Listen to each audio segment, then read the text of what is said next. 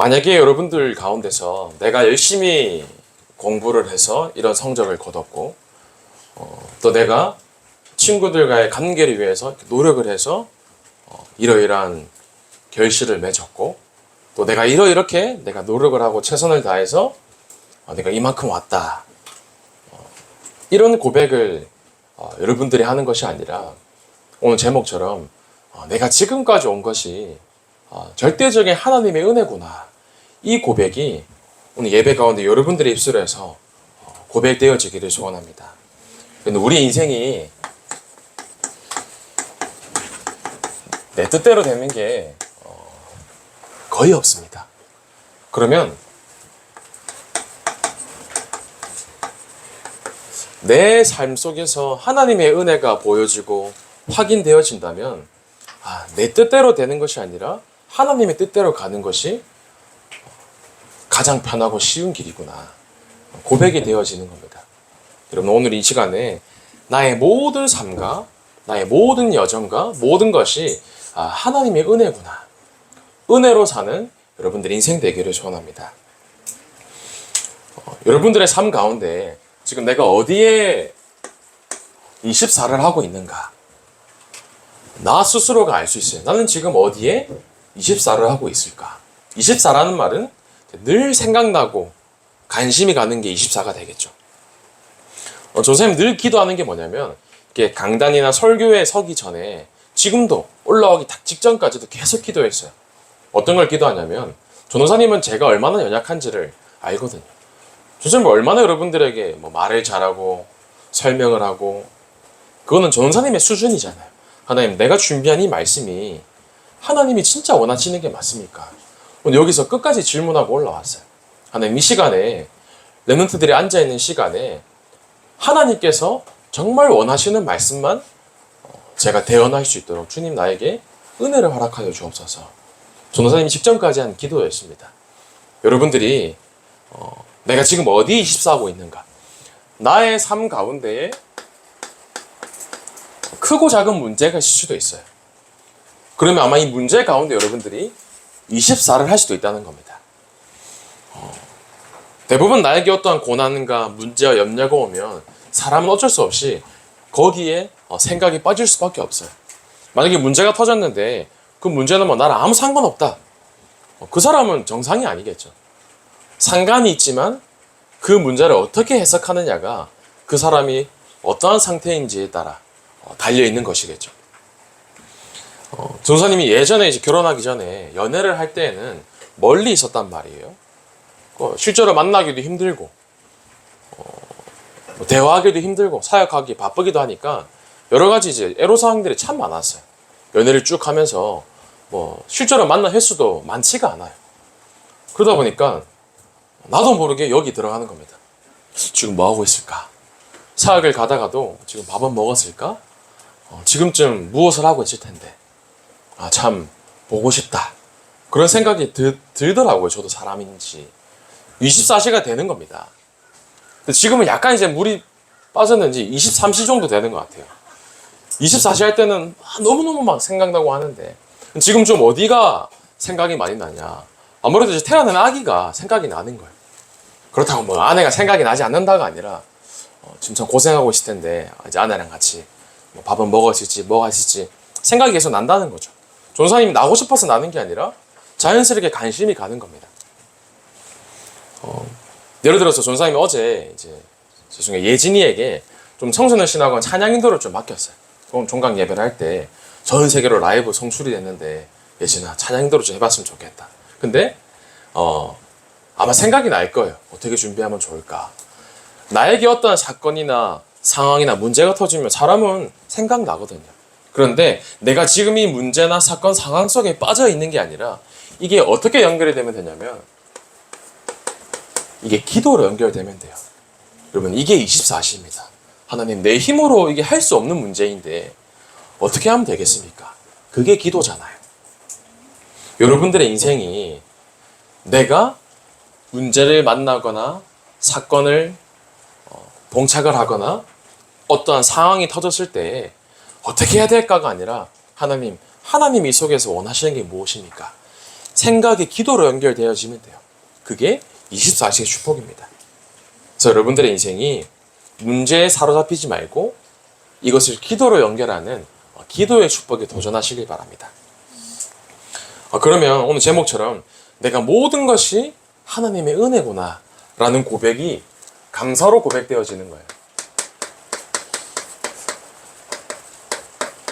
여러분들의 삶 가운데 날마다 여러분들의 입술 속에서 감사가 고백되어지기를 소원합니다.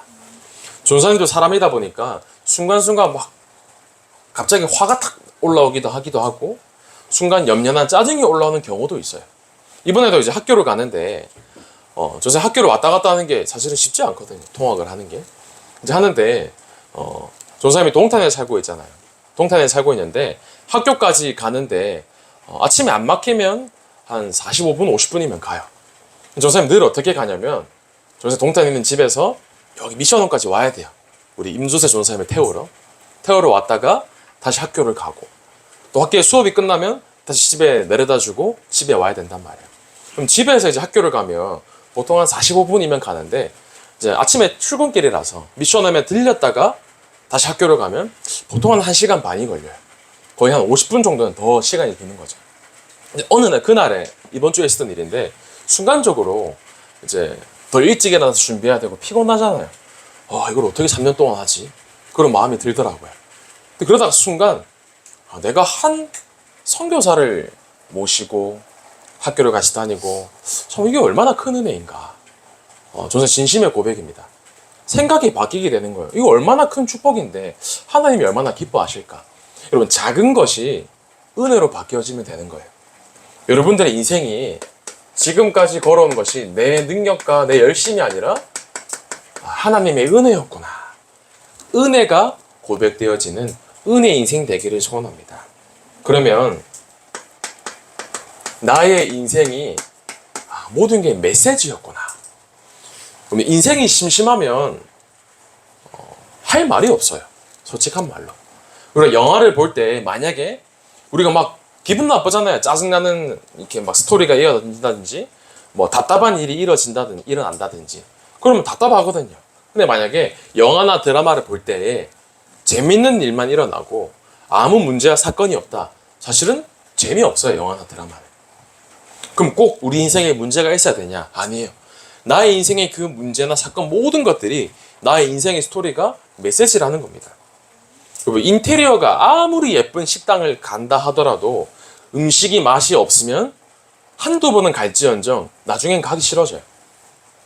우리가 연애를 할 때에도 이 사람 외모가 너무너무 내 스타일인 거예요. 여성이나 남성을 만날 때 외모가 너무너무 나의 스타일인데 만약에 대화가 안 통한다. 관심사가 너무 다르다. 맞지 않다. 처음은 좋을 수도 있으나 갈수록 힘들어져요. 너무 맞지 않고 힘들다. 여러분 진짜를 못 보면 진짜 외에 다른 선택을 하게 돼요. 어찌 보면 최악의 선택을 해야 될 수도 있습니다.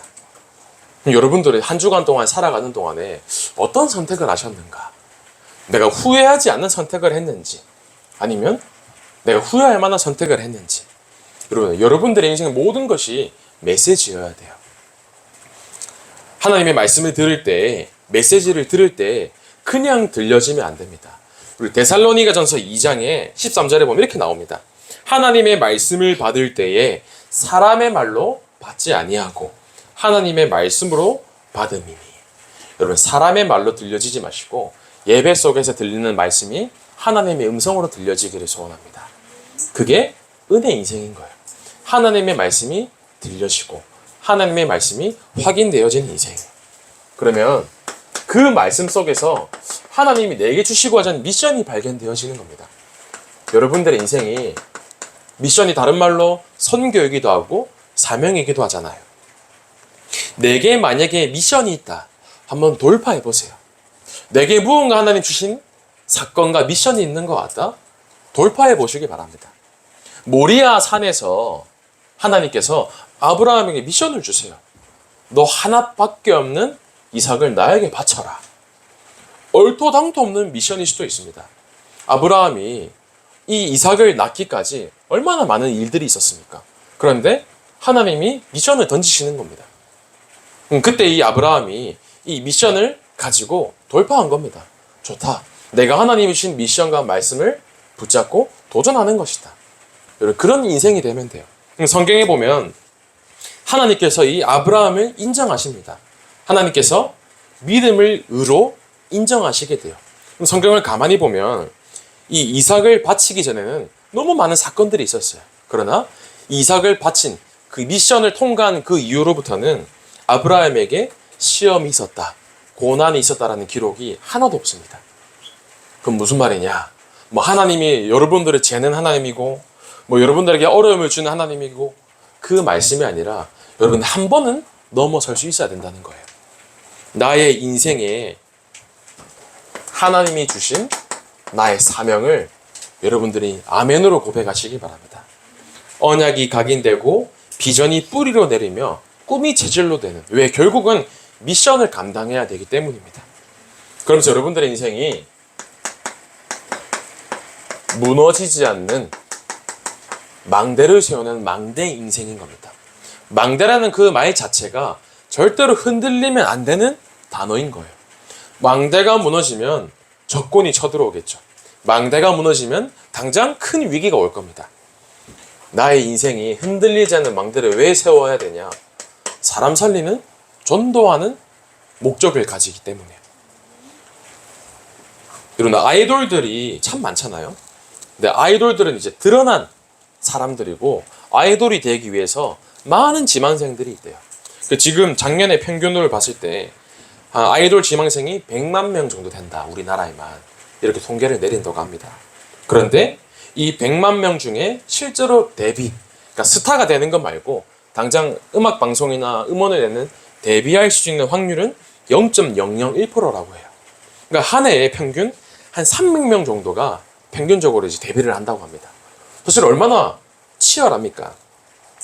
근데 만약에 그렇게 운 좋게 데뷔를 한다고 하더라도 대부분이 좀 이름 없는 무명 가수나 무명 연예인으로 반짝 뜨려면 더 확률이 희박하다는 거죠.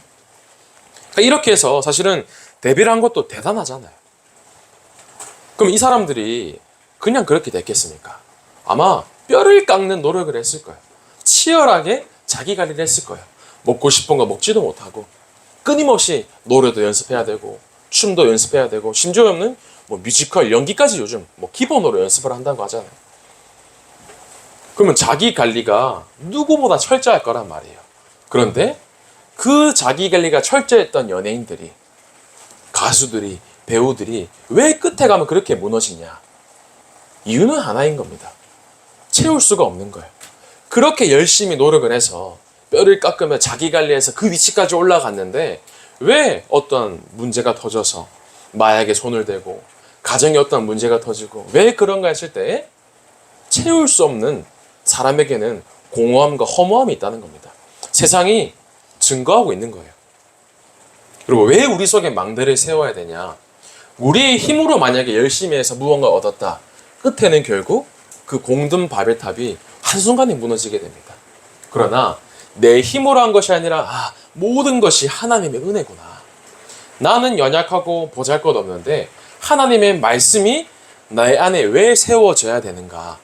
여러분들이 정확한 이유를 가지고 지금부터 단단하게 내 망대를 세워가야 돼요. 여러분들의 인생이 나의 인생에 날마다 무너지지 않는 망대를 세우는 인생 되기를 소원합니다. 그러면 이것들 속에 있으면 여러분들 감사가 나올 수밖에 없겠죠.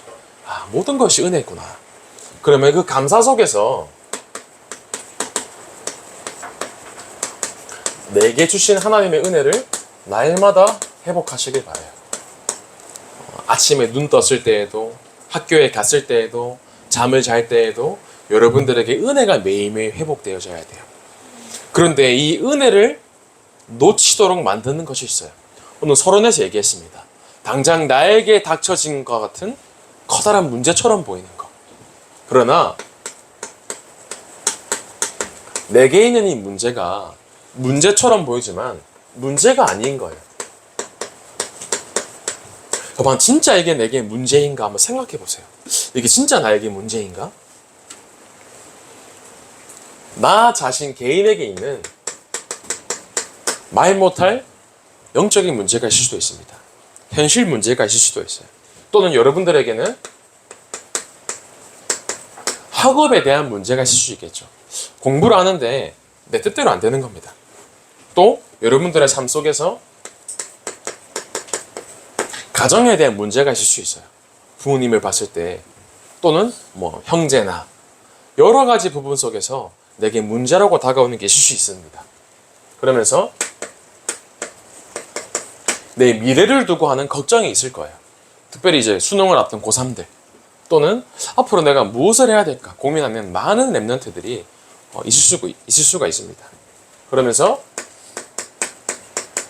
조금 관계적인 문제 때문에 힘든 랩런트가 있을 수도 있어요. 그래서 왜 이렇게 나열을 하냐면 나에게 있는 문제처럼 보이지만 이게 진짜 나에게 문제인가? 지금 한번 내가 가진 문제를 질문해 보시는 거예요.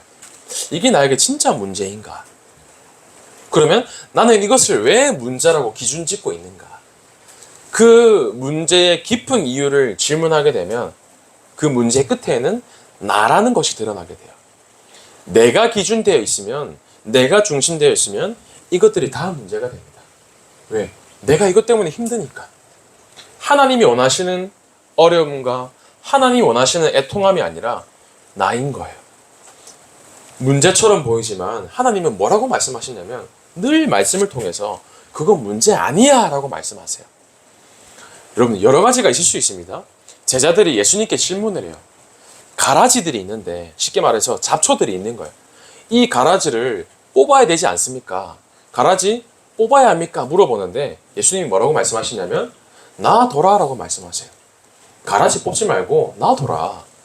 왜 놔두라고 말씀하시냐면 그런 벼가 자라잖아요. 벼들이 자랄 때 옆에 이런 잡초나 가라지가 없으면 자랄 때 픽픽 쓰러지게 됩니다.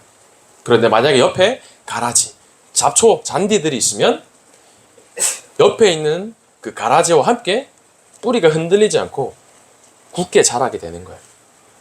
무슨 말이냐면 내 속에 문제처럼 보이는 거에 있을 수 있습니다. 그러나 이 문제가 결국은 나를 단단히 세우는 축복이라는 겁니다.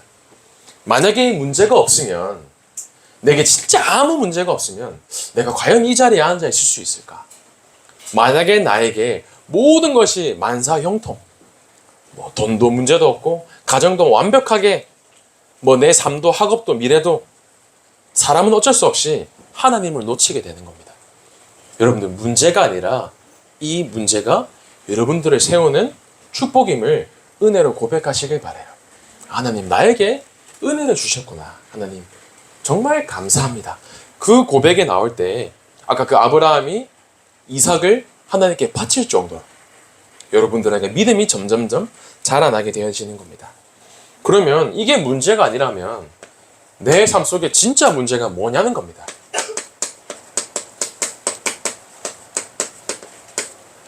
진짜 문제는 하나님을 떠난 것이 진짜 문제예요.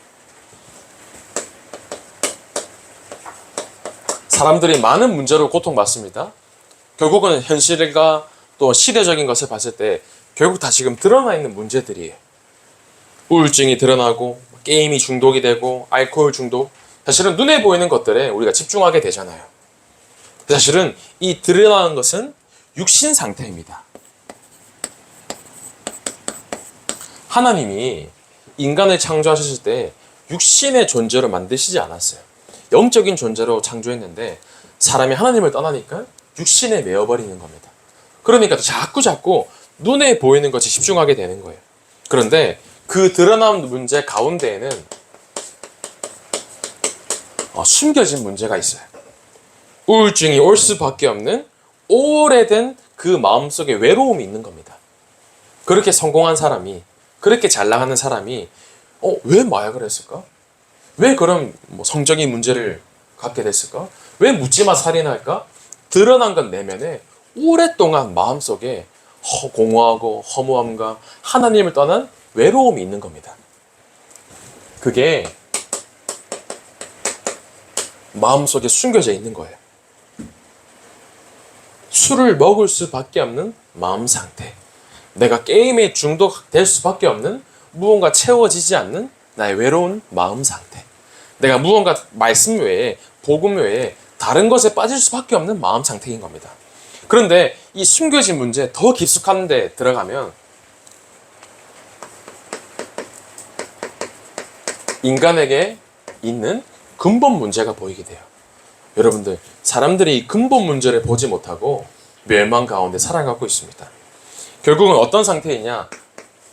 영적인 문제로, 영적 상태가 하나님을 떠난 상태이기 때문에 문제가 올 수밖에 없는 상태라는 겁니다.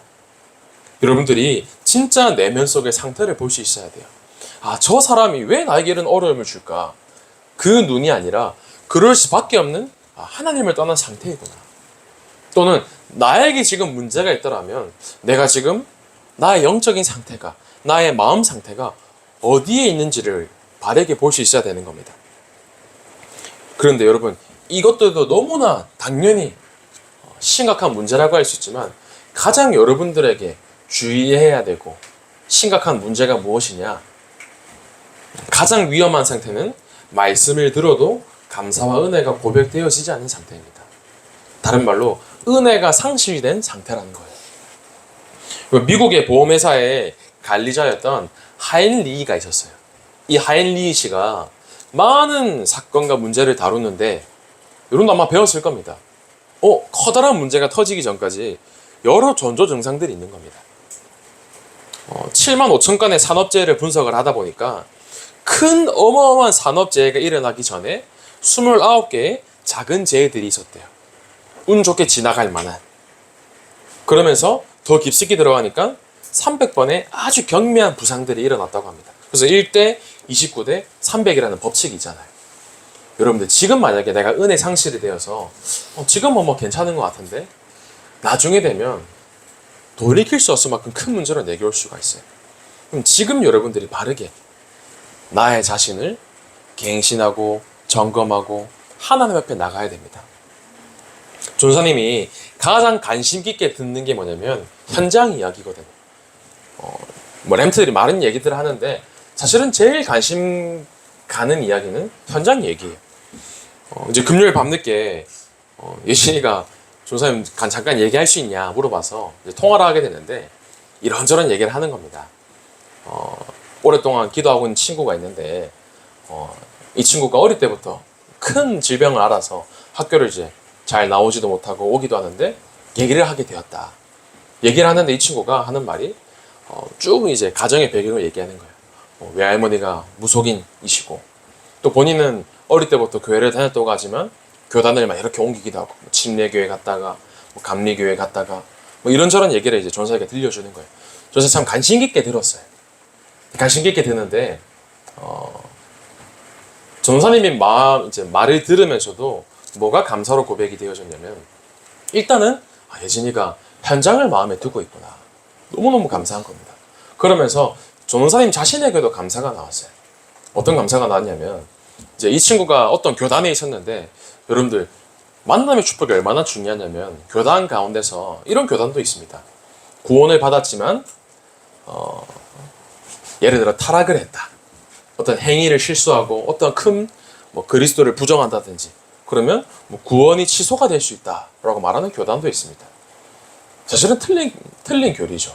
그런데 내게 주신 그 구원이 하나님이 나에게 구원의 축복을 주셨는데 이 구원의 축복이 영원토록 나와 함께 하시고 내가 넘어지기도 하고 실수하기도 하고 부족하기도 하지만 하나님이 나를 절대의 주권 가운데 나를 세상 끝날까지 인도하고 계심이 전화를 하는데 막 감사가 나오는 거예요. 여러분 현장에 가면 이 문제 속의 사람들이 답 몰라서 방황하고 있어요. 교회를 오래 다녔다는 사람들도 어떤 방법을 찾기 위해 노력하는 사람들도 그러나 여러분들에게는 이 구원의 축복이 나에게 진짜 은혜로 고백되어지는 순간에 여러분들에게 참된 감사와 행복과 기쁨이 넘칩니다. 그래서 오늘 예배 드릴 때에 진짜 감사를 고백하시길 바라요. 빌레몬이 오네시모를 용서하는 장면이 나와요. 이 오네시모는 종이었거든요. 빌레몬 집에 있는 종이었어요. 근데 이 오네시모가 주인이었던 빌레몬의 돈을 가지고 사실은 강도짓을 한 거죠. 돈을 가지고 도망가게 돼요. 그러다가 이 오네시모가 감옥에서 바울을 만나게 됩니다. 근데 얼마나 감사하냐면 노예였고 심지어 도둑질까지 해서 주인을 배신하고 배반하고 떠났잖아요. 근데 이 빌레몬이 오네시모를 용서하게 됩니다. 노예였지만 도둑질을 했지만 나의 동역자로 인정하면서 함께 가게 돼요. 평생 이 빌레몬이 이 오네시모를 잊을 수 있을까요? 또 반대로 이 오네시모가 나에게 은혜를 준 이 빌레몬을 잊겠습니까? 여러분, 사람의 은혜도 잊지 못하는데 여러분, 나를 구원하신 하나님의 은혜가 여러분들의 삶 속에 진짜 고백이 되어진다. 그럼 많은 것이 바뀌게 됩니다. 그래서 여러분들, 진짜 여러분들의 인생이 문제 가진 사람들에게 내가 가진 이 은혜의 그리스도의 복음만을 말하는, 복음만 증거하는 전도자 인생 되길 소원합니다. 그럼 여러분들에게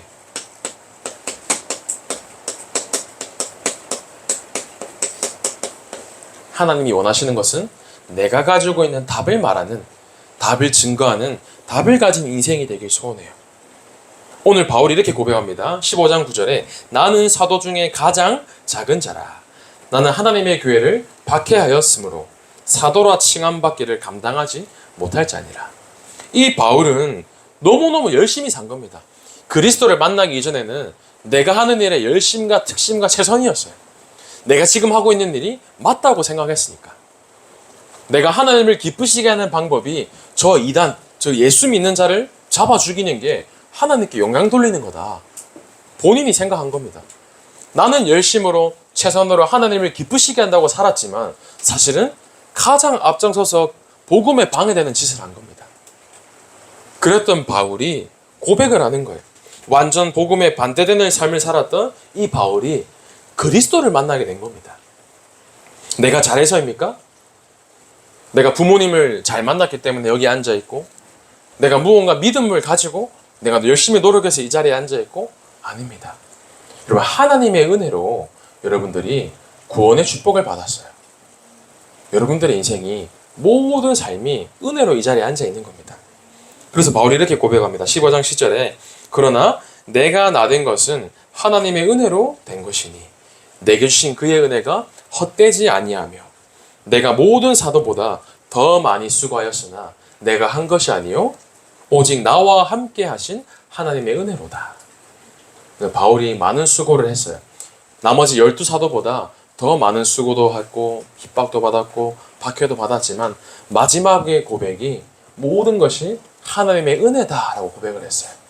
여러분, 이 고백이 전사의 마음은 진짜 여러분들의 고백이 되길 소원합니다.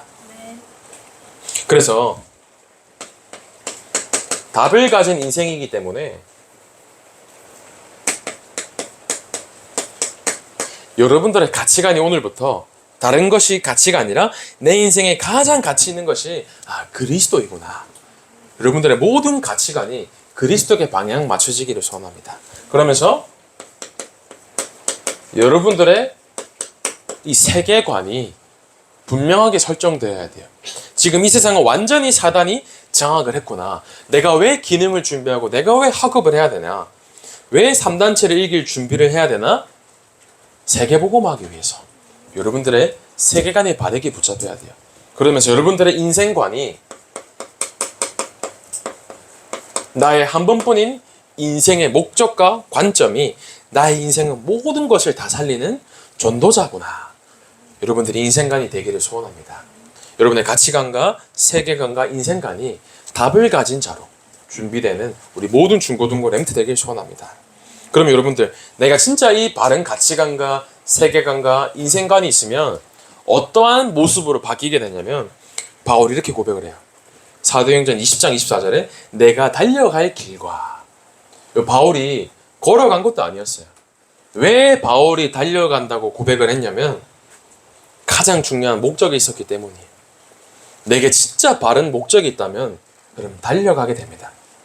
내가 목적이 분명히 있다면 그냥 가는 것이 아니라 달려가는 거예요. 임금과 이방인들과 이스라엘 백성을 살리기 위한 자신만의 분명한 목적이 있는 겁니다.